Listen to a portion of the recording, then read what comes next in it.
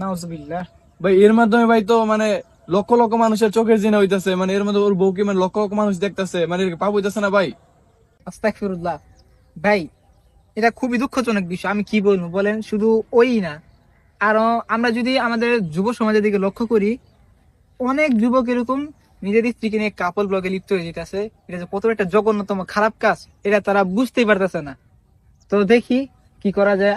আবু বকরের সাথে যদি আমার দেখা হয় তা আমি অবশ্যই ওরা বুঝানোর চেষ্টা করবো জি ইনশাআল্লাহ। ভাই, অবশ্যই একটা ব্যবস্থা করা দরকার। জি ঠিক আছে। আচ্ছা ঠিক আছে, চলো।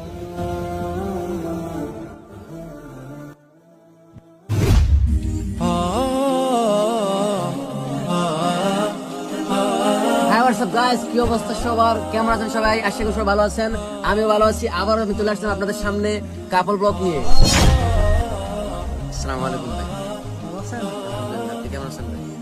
কি করতেছেন? ভাই ভিডিও বানাইতেছিলাম। আপনার সাথে একটু